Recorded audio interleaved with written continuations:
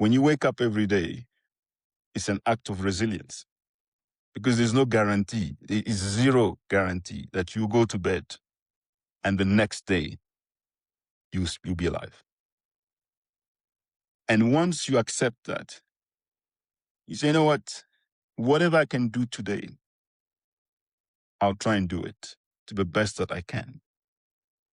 Because tomorrow, I have no guarantee.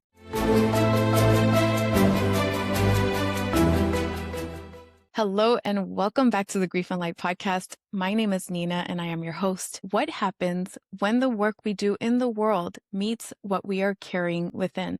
Today I'm joined by Carl Manlan, a development practitioner and bridge builder who has worked at the intersection of financial inclusion, human sustainability, and purpose-driven leadership. His career has spanned renowned global institutions and the private sector, connecting policy with lived, on-the-ground realities across emerging markets. But beyond the titles and institutions, Carl is deeply curious about what lives beneath the systems, the emotional lives we carry, the griefs that shape us, and the inner alignment required to lead, build, and belong in meaningful ways. And that curiosity has found expression in his new book. It's a newly released book of poems titled I Can Breathe, born from a deeply personal journey through grief and his search for inner light. He is also the co-host of Inside the Blueprint, a podcast that he co-creates with his daughter, Claire, where intergenerational leadership and well-being comes into focus. Let's get into this conversation, Carl. Welcome to the Grief and Light podcast. Thank you, Nina. It's a beautiful introduction. Well, it's an absolute honor to have you, and your resume is very impressive, both your lived experience and your professional experience. But before we delve into any of that, I would love to ask you, how do you define grief and what is your relationship with it? And just start wherever you'd like. I define grief as an experience. 2 years ago, there's a very good friend of mine who lost a father. And as we were talking, I said to her, the feeling that you know now are new to you. She paused and she said, yes. So it's an experience.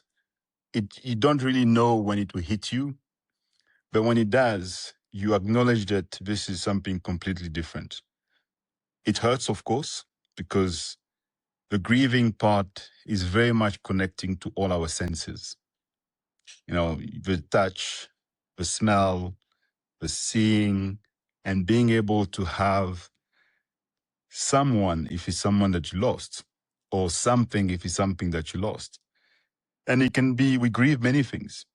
So to me, that experience is something that I came across it first time when I lost my grandfather. And it was a very new experience for me because when I was that age, 10, my grandfather was my God. You know, he represented all these things to me. And it was a very interesting moment where I thought that sometime in life we have this moment of giving and taking. And he was buried on the day of my first communion. You know, so you have this 10-year-old who's walking into church with this beautiful hymn on this blessed day that God has given us. And I'm questioning my own faith. I'm questioning what it means to be in that situation. So grief to me is an experience. And of course, when I was 10, I wouldn't have been able to express it this way. But no, I had different experiences that made me realize that grief is the other side of love. You know, you only grieve what you love. You can't just grieve for the sake. No, you have to have loved that thing, that person, whatever it is, for you to be able to grieve. So that's what it is to me. That's a beautiful explanation. I love the concept of it as an experience. And it sounds like it's an experience to be carried and integrated into your life. And I know that your poems are dedicated to grief and life in general. So how did that come about? What was it within you that felt like your grief needed expression in this form? So I always wanted to give my children an opportunity to understand who the grandparents were, because they passed away before they could really understand what it means to actually have a grandparent. And I started with a memoir. That was the original idea. And then last year, I went to San Miguel de Allende at the Writers' Conference. And my first workshop was on grief. And I had around the table about 15 or so people. And there was this man that I always remember his story, because that's a moment where I really felt that this is an experience that we all share. So this man says, every time I introduce myself, I'm in a dilemma. Because when I say that I have 3 daughters, people are looking for the third one. When I say that I have 2 daughters, I feel that I betray the memory of my daughter. And I was like, it is such a difficult thing. And I don't know what it feels to be a father who buries his child. I don't know what it is. So it's another form of grief that I am grateful that I've not experienced it. And I pray that I don't have to experience it. But that moment, listening to this father, I felt that I had to now write in a different format. And that's how I started writing. So basically, the book was in me in a different form or format. And from that conversation, I started writing the next day. And I basically said to Judith Hill, who was giving the workshop, when I land in Dubai next week, Tuesday, I'll send you whatever I have. That's how the book was born. That's amazing. And for those who may not know, San Miguel de Allende is in Mexico. So you went to this writer's workshop in Mexico, and it almost feels serendipitous that you met this man who shared this incredible story of his truth about his daughters, earth side and heaven side, and how he loves them all equally. And that changed the course of your book. So I love these points of connection that, Right. like you said, alter our initial intention. And I love asking authors where they started, because like 9 out of 10 times, whatever one set out to write turns out to be completely different than what Absolutely. actually came out. So I absolutely love that. And I'm so curious if we could preface the rest of the conversation, if you would be open to reading Tango from your book. Would that be okay? Okay. And the reason for that is that one stands out to me because I always say grief is not this or that, it's this and that. And I feel like Tango embodies that that wisdom. Yeah. Okay. Tango, life and death, death and joy, joy and grief, grief and peace, peace and love, love and life intertwine. Each tango, life, death, and I tangled. In San Miguel de Allende, and spoken words found attentive souls. Untold stories found listening souls.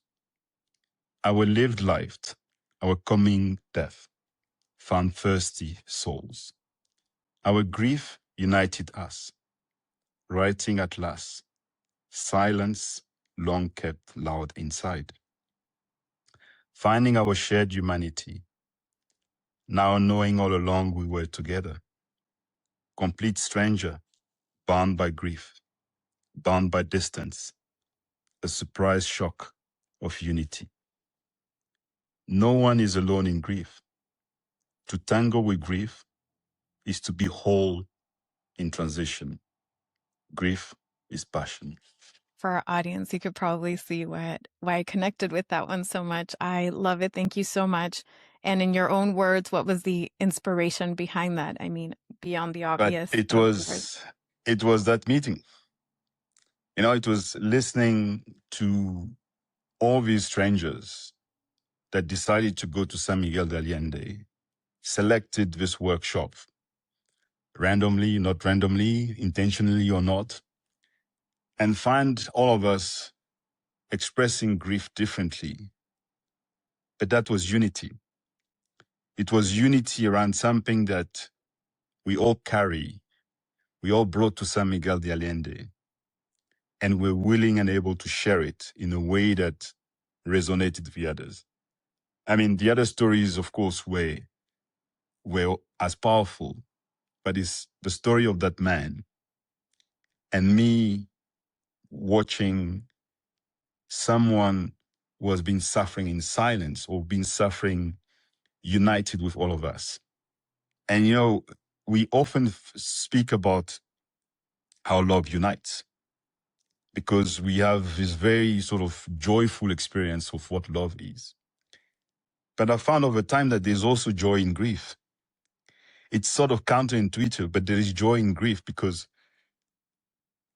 the reason why we grieve is because we have those so powerful memories of what that love was, that we then have this moment where we just smile at the idea of what it was. But of course, our senses remind us that we will never live that experience again. And I think that's where the sort of the difficulty, the challenge comes. But once you overcome that and you accept that it was a gift, being for a day, for a week, for many years, it was a gift. And we have to embrace those gifts for what they are. They are temporary in nature. You know, and to me, that became a very powerful element around breathing. And I think, you know, if you think about the title of the book, I chose I Can Breathe because whoever reads the title is talking, he or she is talking to herself or himself. I don't say you can breathe, you know, it's I. And it's such a powerful thing to realize that as long as you're breathing, there's an opportunity for you to exist and to do something different, to contribute, to love, but also to accept that because you are able to love, you are also able to grieve. Stated so beautifully and absolutely. And even for those of us who have experienced personal losses, we take breathing for granted when things are normal and it's not something you think about. But when you lose a loved one, even breathing becomes something we have to consciously work at. Yes. You know, it feels like the world ran out of air. So being able to transmute these experiences and be an active participant in your life with time and with care and by leaning into the grief, it makes a big difference. And your book, as we've already heard a bit, plays with the delicate bounds between loss and renewal and finding beauty in the most challenging of human experiences and even finding prosperity that blooms from the ashes of grief. So you touched on that, but can we go a little bit deeper? What does that mean to you? And why was that important to talk about what comes out of grief? So I was 22 when my sister calls me and she says, Daddy was not at the office. And it's strange because my father never missed a day in the office. And a few hours later, she calls me and she says, we found the body, or they found the body. And of course, it was a painful, difficult moment. But I had this moment where I said to myself, I have to continue where he left off. I didn't know what it meant, but it was that moment where I was like, you know what? It feels that he didn't finish what he started. And I want to start where he left off. And fast forward 3-4 years later, a friend of his offers me an internship. And I literally started where he left off. I studied finance and economics, and I ended up working in health. And the first 10 years of my career were in health. Then the following 10 years were in financial services. And my mother's dream was for me to become a banker. And I started working in financial services a couple of months after she passed away. And my last interview, or my second last interview, was a week after I buried her. So to me, looking back at these experiences, I'm like, you know what? I lived the experiences that they had wanted me to live. So I carried forward the things that they had dreamt about, not necessarily intentionally, but that's how life turned out to be. So sometime last year, I was terminated. And when that happened, it almost as if I was coming towards the end of a cycle. And the day it happened, the person who wrote the foreword sent it to me on that day. So the day in the book, if you look at the date of the foreword, that's the day I was terminated. So when that happened, I was like, you know what? I have to finish this book. So when I woke up the next day, I just plowed into it and just finalized it. And then it was out in November.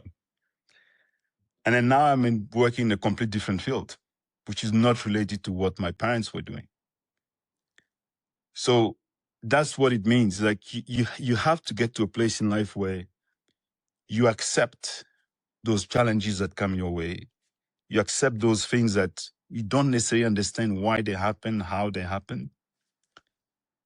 But you read the signs in a way that you accept that, you know what, this has ended. But this friend of mine sitting in Argentina had no idea. But for some reason, she sends it to me on that day. And that's what really, to me, this means. It's like you need to really appreciate that life has these challenges that are thrown at you. And if you take them with a sort of light heart, you take them with the fact that actually there's another door. You haven't seen it yet, but you have to trust that that door was waiting for you to enter, but you had to be pushed out because you're probably taking too long to get out for you to be able to enter. So that's, to me, is a power that grief allows you to see, to experience, because I accepted that it's part of a journey, that I will be grieving, but I cannot stop at grief because I'm still grieving. You know, and that is, to me, the most powerful force that we have. And, you know, sometimes we say things like, when we have a cold, we often say, my nose is blocked, or I can't breathe. But it's the same thing. Yeah, it's just that these are temporary. So you have a solution, you get a nasal drop, or you put steam, whatever it is. So you find a solution and you unblock your nose and you carry on so that you can continue breathing. So we have these small reminders of life that, you know, your breath can stop. This afternoon, I was at the office and my wife calls me, and we have the coach of the basketball where my son plays that just passed away. He had a heart attack. And, you know, you sort of look at, I mean, he's young, athletic. There were no signs per se, but he just passed away. And she sent me a message later to say that our son was in tears. You know, so he's experiencing grief in a way that he understands what you mean, but he's grieving because that person meant something to him. And our role as parents is to help him understand that, yes, you know, these are emotions that you have to express. And you have to learn from these things that, you know, that's life is preparing for you for something. And you sort of have to make sure that we speak about these emotions, because that's often the challenge, that in many families, we only speak about certain things. We don't speak about grief. We don't speak about money. We don't speak about sometimes violence that exists in the family. And we carry on our lives with this burden of things that have never been spoken about, that are not being touched. But it's our responsibility as parents to ensure that our children experience the full range of emotions that they have access to. Thank you very much for your openness, first of all. Second of all, I'm deeply sorry for your losses. I know that you've understood the role in the bigger picture and how life unfolds. And obviously, this book is a testament to that. And also, you know, that 22-year-old version of you that got the news, I'm sure that part's somewhere in there hurts because So probably all the hurts. Yeah. And the life that you maybe wish you would have had with your dad, like you said, it just ended so suddenly, the same way that the basketball coach, I'm sorry about that loss too, it just ended. And I think that's what's so shocking about particularly sudden losses. It's like, wow, that was the end of the life. And it puts things into such perspective. And it sounds like it's done that to you. And one thing that I want to highlight is, and our listeners by now can tell there's so much wisdom in your words and in your messaging. I took the time to listen to a lot of the videos that you've done, interviews, your TEDx talk, everything, your podcast. And what I perceive is this is a human with incredible groundedness, like grounded energy and a deeper understanding of life. And you've accomplished business-wise and professionally some incredible achievements that some people could only dream of. If you're welcome to touch on those if you'd like. But what stood out to me is that it doesn't seem, let me choose my words carefully here. It doesn't seem like that is what defines your life. It seems like you are okay with whatever happens because you understand that Carl will be Carl no matter what. If that, if that makes sense to you. So that's what it I picked does. up on, right? And a lot of it, I'm curious if it has to do with maybe some of this grief, or where did that understanding come from? Because it sounds like it's something you carried as a young person and throughout your life. So I had very loving parents. I think that is the foundation of where I am. They taught me things that may appear simple, but that it was never about me. That I had to understand that my role was about helping the other person. So my father was a medical doctor and my mother was a nurse. And very early, I think my father realized that I would never become a doctor because it's one of these things where it took me to his practice. He was an internal medicine specialist. There was this tube going down someone's throat. I looked at this, I just couldn't stand it. But almost every day after school, I had to wait for them because there was always some patient that they had to take care of. So you grow up with this thing that, okay, so surely, yes, I'm important to them, but I'm not that important because they are committed to save someone's life. That's what the oath was. And then you sort of grow up with a sense that sometimes you're really not the priority because they'll forget me at school. And then they'll get home and then they realize, oh, he's not here. Well, and I'm still at school. So you grow up with this sense that we love you, you're important, but you're not the center of the world. That's one. Number two, a lot of my education was in public schools. So my parents were very conscious about the fact that I had to understand the society in which I was growing. And that privilege was access to education. That's it. And they're very, very clear with me that your only inheritance is your education. And this is probably why I don't stop studying. I don't stop learning. I don't stop learning. That's really the central piece of who I am. And whoever I've worked with before, I said to them, guys, I don't do titles. I don't do any of this stuff. And really, my time in this space is limited. I will do what I can while I'm here. And then, you know what? Next, something else will come. So a couple of days ago, a former colleague of mine sent me that message where she got the role that we've been working on for more than a year. But I mean, I left the organization and she got the role. She still remembered to reach out, tell me that she got the role. It was really a great moment of joy for me because the intentionality about your career, your life is what makes a difference. And that really, that's what it is, that there are so many things that I just don't worry about. And my focus is how can I be of service? Because that's how I was raised.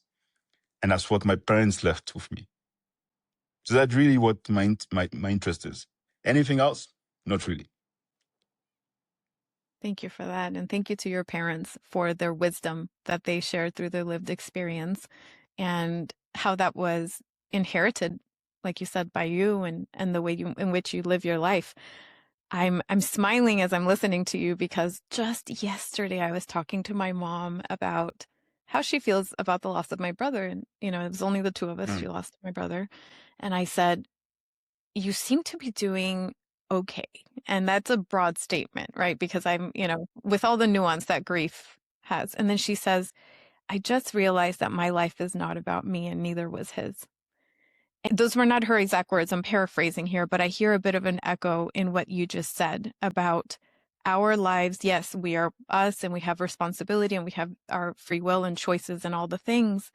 And also there is so much of our lives that is about being of service to others, about being joyful, even though you work for something, somebody else gets it, or, the evolution is not necessarily how you envisioned it and how things play out, and honoring that, meeting what is as it is. And that's just coming through so much here. And you talk about your early upbringing. There is, in your TED Talk, which I absolutely loved, I have a quote here. Let me find it.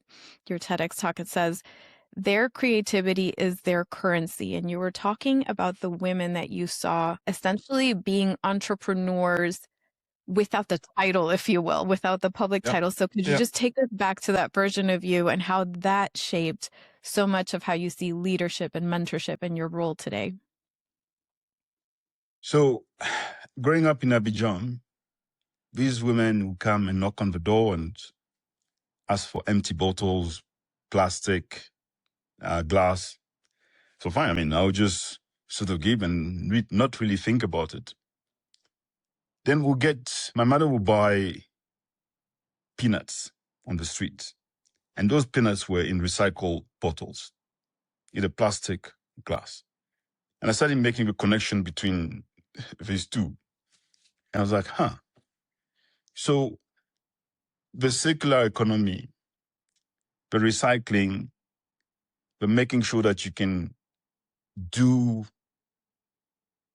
with what you have was already embedded in my everyday life, in things that were around me.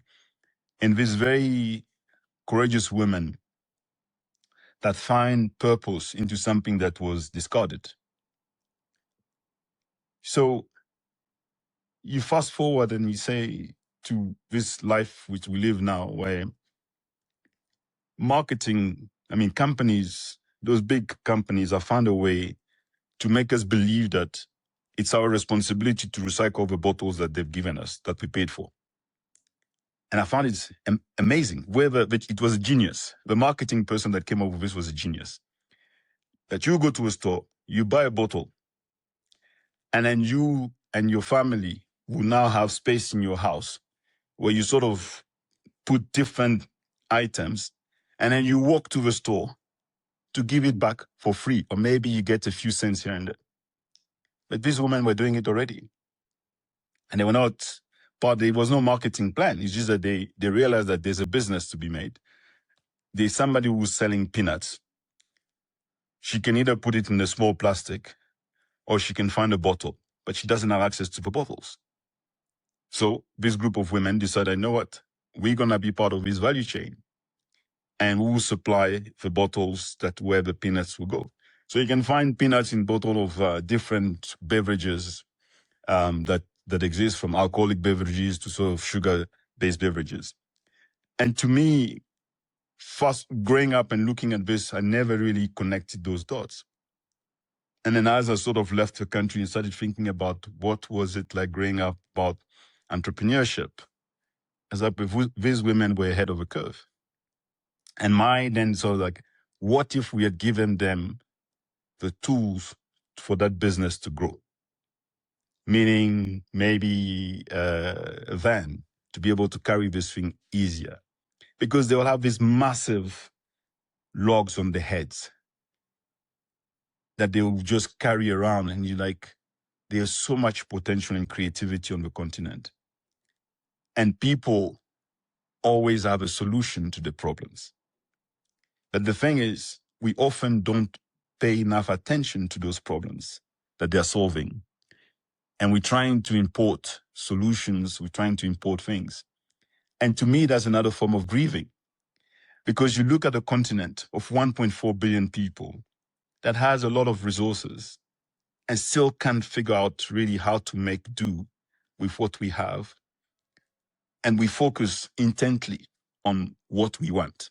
But that sort of focus on the future deprives us of a present that we have in a way that really sometimes saddens me. Because if we're paying more attention to what we have and do with what we have, it's not that we'll be transforming the whole world, but people will probably be a little bit more happier. Now, with technology, it's harder to raise children nowadays with technology, because my kids can compare themselves to anybody else around the world. And I remember we traveled and we found these teenagers similar age to my kids. They were trying to wear the same type of clothes. They were watching the same series. And I remember growing up, there was this series, I don't know if you watch it as well, called Scooby-Doo, with the dog. So I was growing up in Abidjan. My wife is from South Africa. We all watch the same cartoon. And that, if we were able to sort of share that experience back then when we didn't have the internet, now that we have it, imagine what it could be if we pay a little more attention to what exists around us, what we have around us, and how do we sort of transform the lives that are around us without really focusing too much on this future that we may never see. Wise words once again. And to be clear for our listeners, for context, we're talking about the continent of Africa specifically. A lot of our listeners actually don't know this, but I used to work in a political think tank focused on Western Hemisphere affairs, but still it gives you a global context of how things are intertwined among, different countries. And one thing that was very clear is that even, this was like more than 10 years ago, but even then there was a lot of eyes on the continent of Africa and the different countries within Africa, because there is, like you said, so much potential and there's so much ingenuity and resilience and creativity. And you talk a lot about these themes throughout your speeches. And also it sounds like it's played a role in how you showed up as a leader in different countries. So your understanding global, also lived experience from your youth to your education. It's just all tied together. So what is the role of resilience in leadership? And what role has that played throughout your life? Maybe even weave in grief if that's relevant. I was born premature.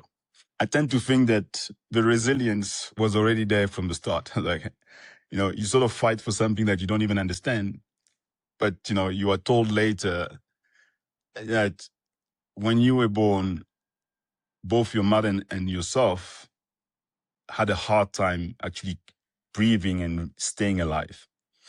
Okay, so so that's step number one that you don't even know, but you already started fighting for this.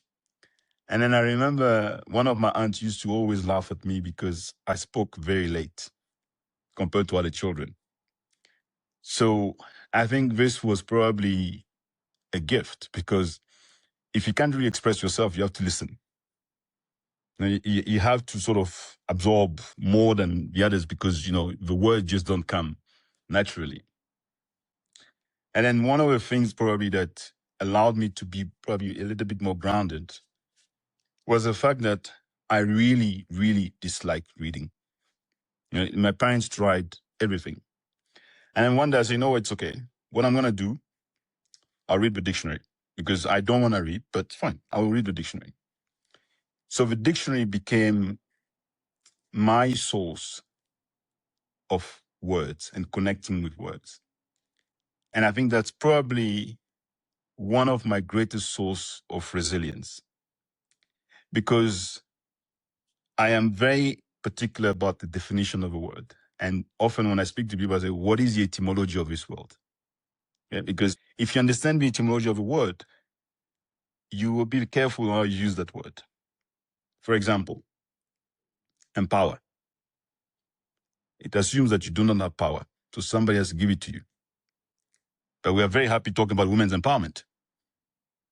So, other guys, just go back and look at the word. Or you talk about transmission. It became one of my favorite words because transmission means giving a mission. And when you're a parent, you want to give your children a mission as early as possible. And I had wished that my parents understood that and gave me that earlier because they left early.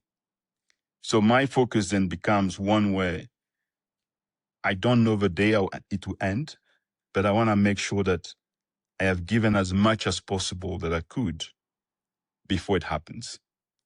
And someone told me a couple of days ago that actually this is a strong sign of trauma. That urgency of wanting to do things. And I when I said this to my wife, she's okay, so what are you going to do about it now? Because I have this sense of urgency and I can understand where it's coming from.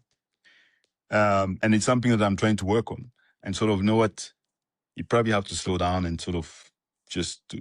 So the resilience piece has different threads that have come through. But ultimately, when you wake up every day, it's an act of resilience because there's no guarantee. It's zero guarantee that you go to bed and the next day you'll be alive. And once you accept that, you say, whatever I can do today, I'll try and do it to the best that I can. Because tomorrow, I have no guarantee that tomorrow may come. So we have to get to this place where we are comfortable about the idea that today might be the last day. And I reached a point in my life where I am comfortable with that idea. It's not that I want it to happen, but I'm comfortable with the idea. And I pray that when it happens, I would have done everything that I was supposed to do here in the time that I was given.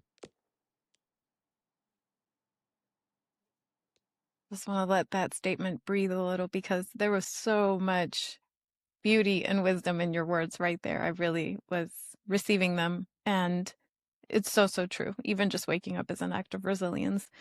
And thank you for sharing that through line of how it's played out in your life and in different ways. When you were talking about the origin of the words, it reminded me of your poem PESO. I'm curious if you would be open to reading that one. Yes, because actually Putting I you on the went to look. spot here. So yeah, it is. I will read it, and I know peso can mean different things, and you have the currency peso, and then it doesn't exist in many countries now. But Spain had the peso, and I think peso has an element as well of weight. So let me find it. Because, peso in Spanish, and it means weight, or it could be dollar. It could Right. mean different things. And I just love the way you played with the words in this one. Okay, so here we go.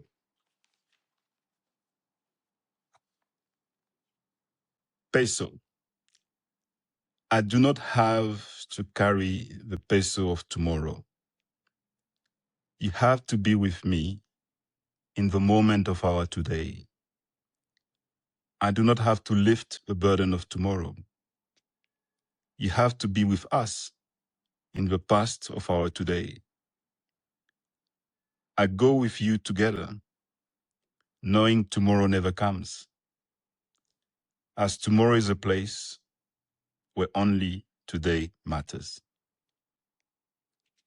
I completely forgotten about it, but It's it so really, beautiful. it It fits goes, with what right? we just spoke about. Yeah, Yes, yeah. yes. It reminded me of that. It's beautiful. Thank you so much. And another one I liked, if you don't, one more and that's it. I'm not going to have you read No problem, no problem. I'm happy to read time. them. Is BAOBAB, please. Baobab. So baobab is a tree that is very, very strong and mighty. So here we go. Grief is a seed. Prosperity, a baobab. A woman standing strong and free. Standing on the shores of Côte d'Ivoire, I remember the sweetness of a pineapple, the bitterness of a student life. I remember the rich cocoa farms, blossoming with the labor of love, rooted in the bitterness of cocoa prices, the sweetness of a transformation, a promise rooted in the past, sorrow woven in the fabric of old despair. Scent of growth beyond compare is approaching. Standing on the shores of South Africa, I remember the sweetness of a watermelon, the bitterness of a student life. I remember the rich vineyards, blossoming the labor of love, rooted in the bitterness of history, the sweetness of a transformation, a promise rooted in the past, sorrow woven in the fabric of old despair. Scent of rainbow beyond compare is approaching. Standing on the Ethiopian highlands, I remember the sweetness of a history, the bitterness of a whispered cloud, echoing the drought that scared the world. I remember the rivers where new life was fed, blossoming with the boldness of vibrant fabrics, rooted in the bitterness of coffee, the sweetness of the aroma, as history reminds us seeds of hardship, roots belonging sprout new hopes. Standing on the shores of Togo, I remember the sweetness of the Nana Bens, the bitterness of a generation who failed their mothers. I remember the beating heart of trade in West Africa, where trade routes winding through villages ease pain through the divine work only women can be trusted with. Rooted in the bitterness of grief, the sweetness of struggles etched in lines so deep. For children to keep the promise of a grand design, beyond compare, imagined by the Nana Bens. Grief, the seed buried deep within, stands at the root of a baobab, where new hopes begin. Prosperity, a woman, a grace. Thank you so much. And I know I put You're you on the welcome. spot there, but I really, really like that. And um, there's so much there. There's so much there in that poem about There's the a lot. sweetness. Yes, the There's a sweetness, lot. the bitterness, the past, the bitter and the bittersweet past of the Yeah. history, and the hope, the seed of hope mixed in with the grief. There is so much there if you care to share beyond the words we So, just. yeah, I mean, the Côte d'Ivoire is where I was born. And I left on the 25th of January, 1998. I can never forget the date. And I have not lived in Côte d'Ivoire since then. So I've been a migrant for more than, I mean, I crossed the page where it's half of my life has been now outside. So I've been a migrant all this time, to a student for work and so on. So I think about that time where growing up, cocoa prices, farmers, and here's me today working in agriculture. And that challenge of a country built on cocoa, but you still have that bitterness of a cocoa if you ever tasted the fruit, which is not. And then the things that could have happened that for some reason were not able to be done. And then being a student I was a student, my first year of university was in Abidjan. It was a difficult year because students and teachers and civil society were always at odds with the government, and there was a lot of strikes. And I moved to South Africa. There was Zimbabwe in between, then I moved to South Africa. And as I was a student again in South Africa. So I restarted university 3 years after I finished high school.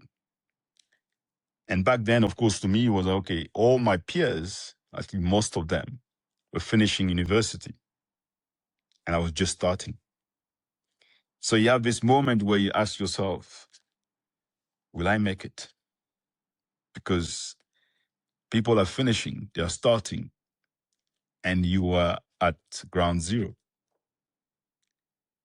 I look back and I was like, you know what? Everybody has their own pace. You don't have to compare yourself to anybody. But of course, back then, you look at this and you're like, okay, let's start.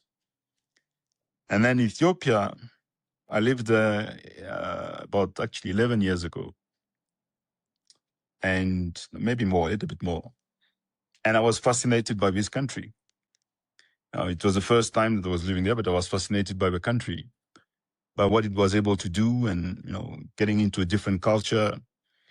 And they have, of course, this experience with coffee is a big part of the culture. So I come from a place where cocoa and coffee are a big part of export culture. It's not something that you experience where people come around and drink coffee, and not the same way they do in Ethiopia.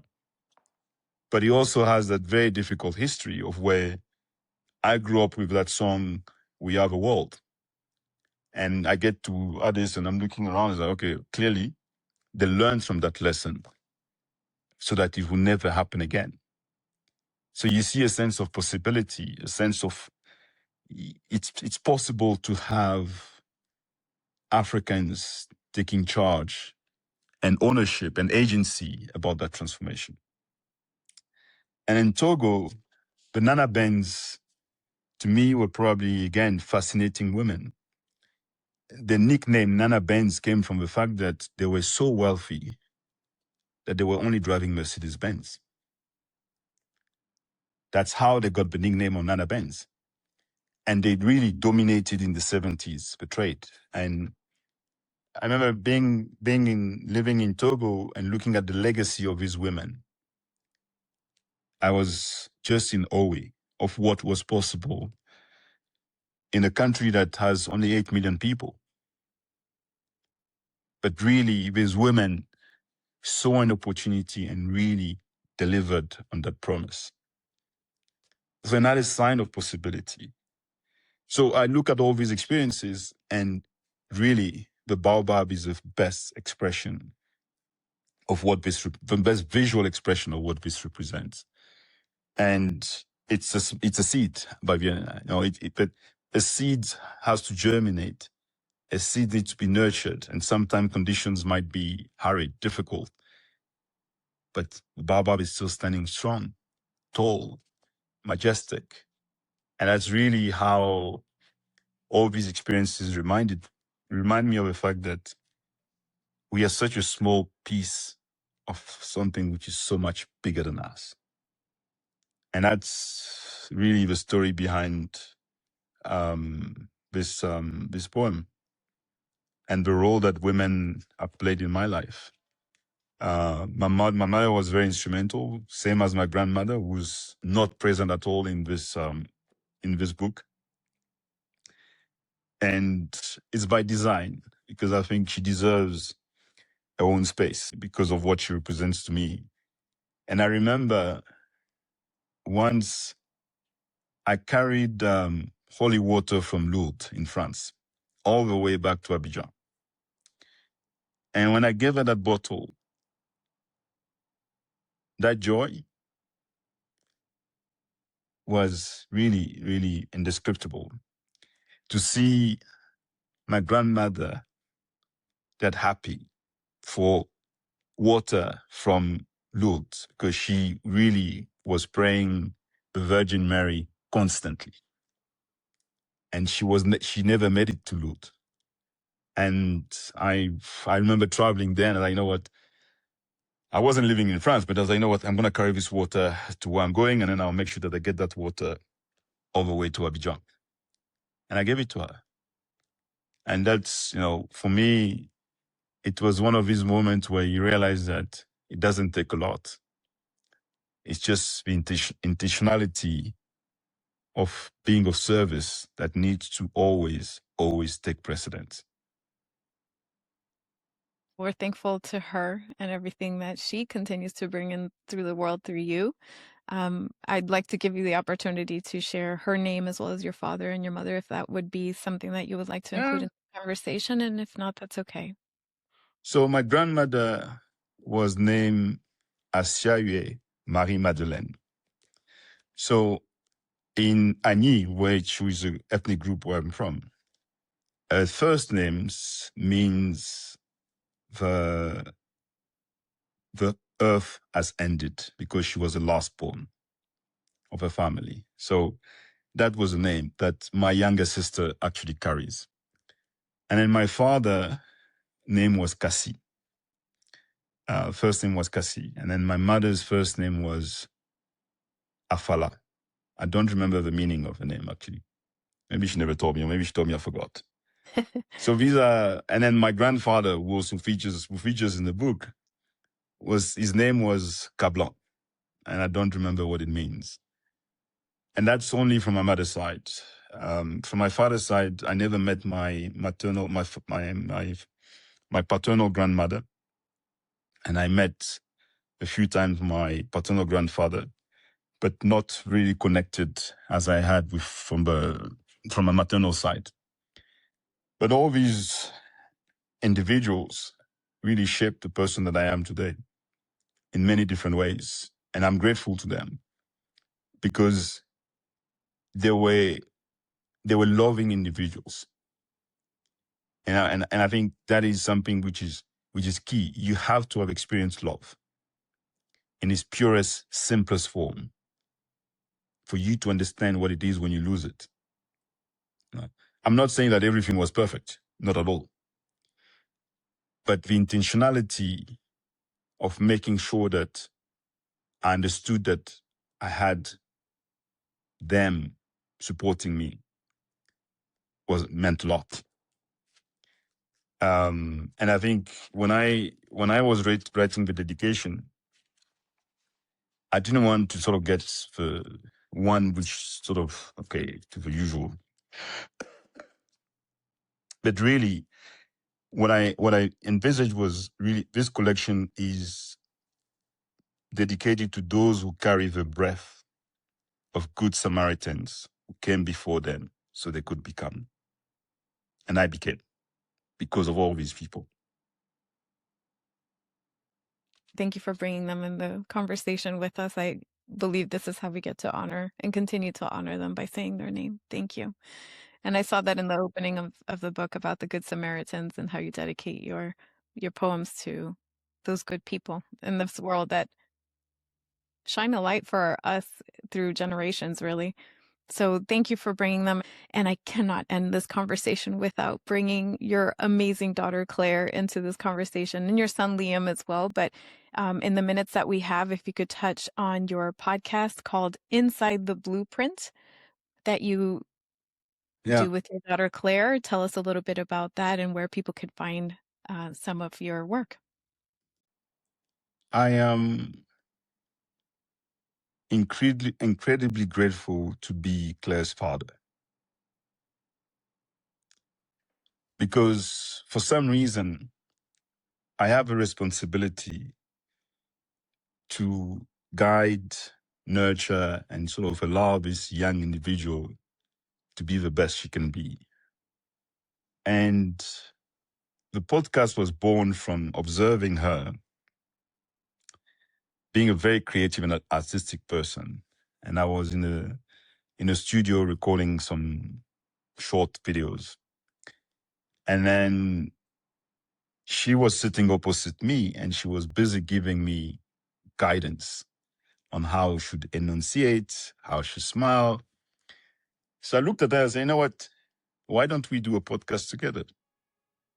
So initially she said yes. And then she said, no, I'm not going to do it. And then I remember asking her brother, younger brother, why do you think she doesn't want to do it? And she said she's scared, but I'm sure she'll come around. I said, okay.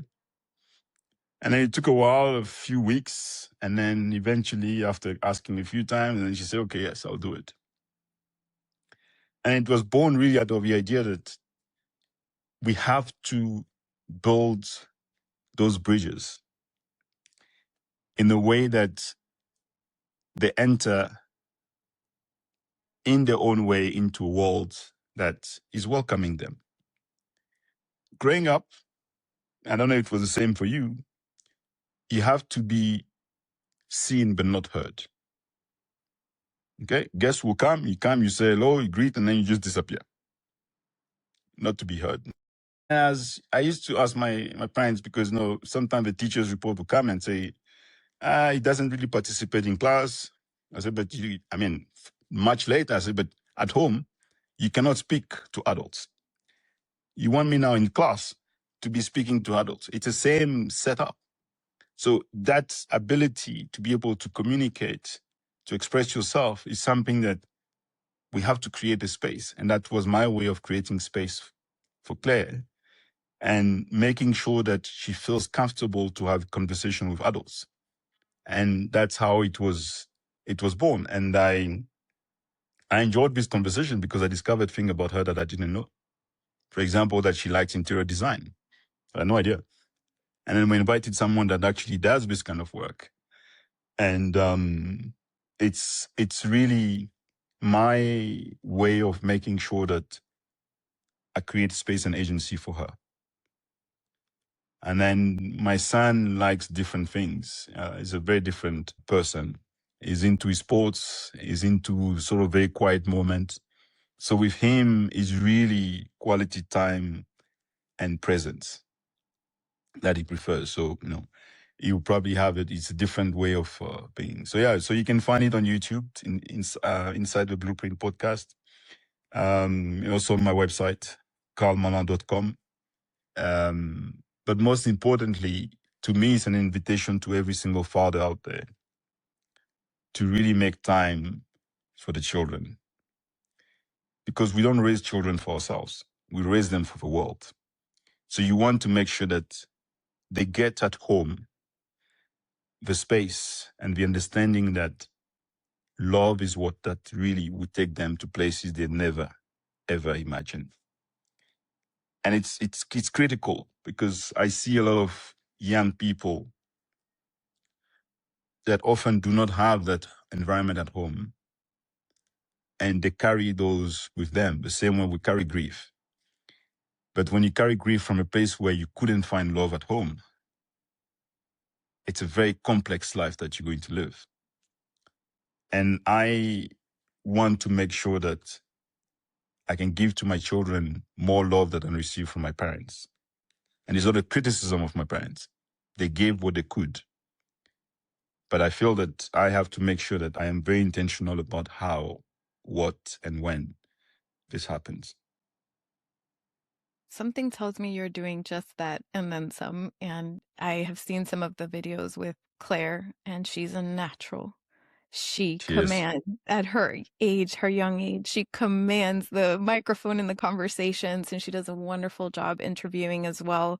The production's amazing, and I love that it's co-hosted with both of you, and the way that you let her lead. It sounds like from this, what I've gathered in this conversation about your grandmother and your mother, and that through line also lives in her. That's very evident. I'm sure Liam as well, and the way that you lived through Liam and your grandfather and your father. So it's just this beautiful continuity, the beautiful seed of grief and hope, the baobab. A side note on the baobab, I remember being a child learning about the baobab, and when I saw that tree, something in me woke up in my heart, and I said, that is the most beautiful tree I've ever seen in my life.